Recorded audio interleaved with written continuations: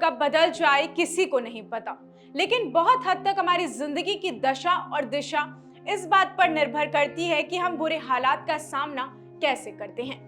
आज महिलाएं एक अलग मुकाम हासिल कर रही हैं, चाहे वो औरत एक गृहिणी ही क्यों ना हो। हेलो, मैं प्रिया बंसल अपने शो शी मैटर्स पर आपके लिए लेकर आई हूँ एक ऐसी कहानी जिसे सुनकर आपको अपने महिला होने पर गर्व होगा और साथ ही आपके अंदर कुछ करने की भावना बढ़ती चली जाएगी।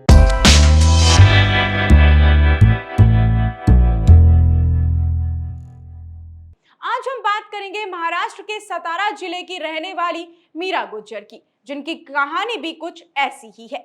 वक्त और हालात से लड़कर मीरा ने न सिर्फ अपने परिवार को बिखेरने से बचाया, बल्कि पुरुषों के व्यवसाय में अपना परचम भी लहराया। आज मीरा एक सफल बिजनेसमैन है और उनके संघर्ष की कहानी जानकर कोई भी प्रेरित हुए बिना रह ही नहीं सकता।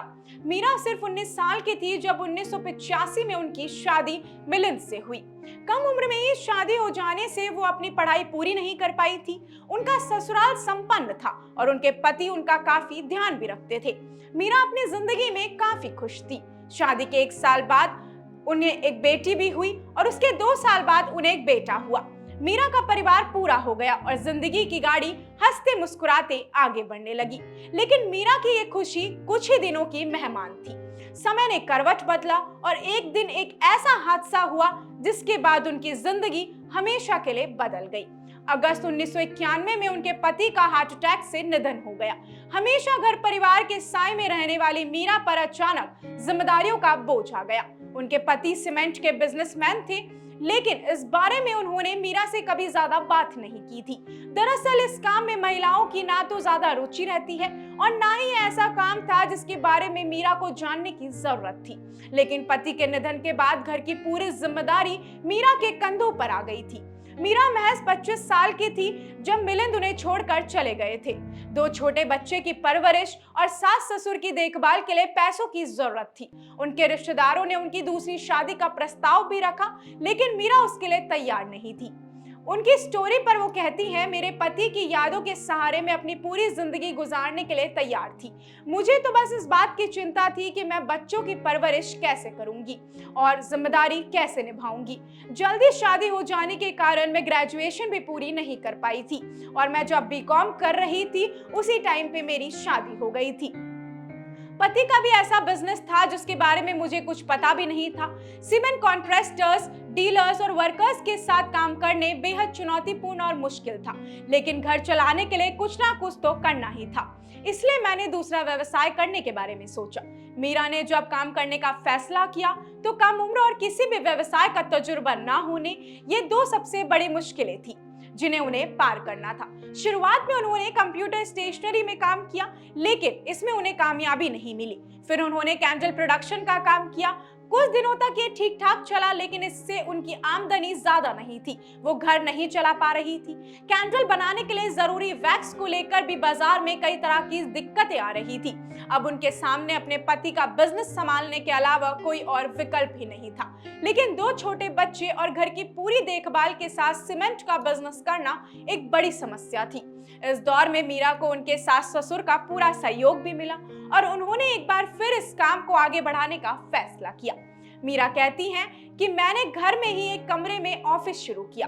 मैं साथ ही थोड़ा थोड़ा करके कैंडल बनाने का काम भी करती थी, लेकिन घर और ऑफिस का काम, उस पर 2 बच्चे, जिम्मेदारी संभालना बहुत मुश्किल हो रहा था। कभी लगता था काम में मदद के लिए किसी को रख लूं, लेकिन इतने पैसे नहीं थे। मैं क्या कर पाती। इस मुश्किल वक्त में मुझे सास ससुर का पूरा सहयोग मिला और मैं ईश्वर की शुक्रगुजार भी हूँ कि मुझे ऐसा ससुराल मिला।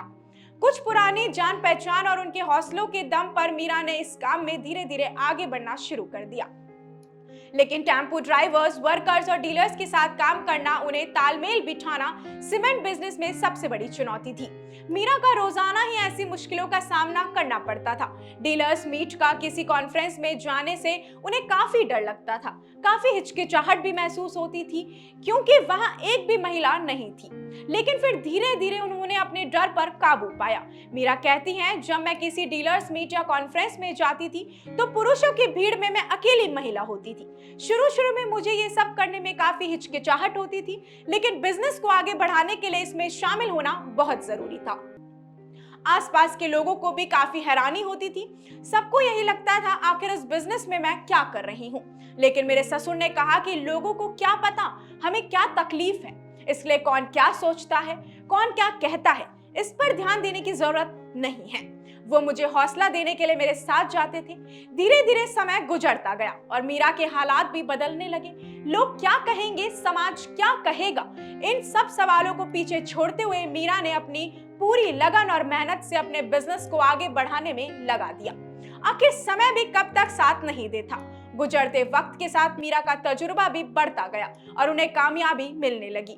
मीरा एक सफल बिजनेस वुमेन बन गई। मीरा को उनके काम के लिए 2006 में महिला एवं बाल कल्याण समिति की तरफ से आदर्श महिला पुरस्कार से सम्मानित भी किया गया। 2008 में उन्हें समसिंध पुरस्कार दिया गया और 2015 में रोटरी क्लब की ओर से व्यवसाय सेवा पुरस्कार से भी नवाजा गया। मीरा ने सफल उद्यमी बनने के साथ साथ अपने परिवार की भी जिम्मेदारियां बखूबी निभाई। उनकी बेटी की शादी हो गई है और उनका बेटा बिजनेस में आज उनका साथ देता है। आज मीरा सीमेंट का होलसेल और रिटेल दोनों बिजनेस संभालती हैं। समय एक बार फिर बदल गया, लेकिन इसे बदला मीरा के संघर्ष और ना हार मानने के जज्बे ने।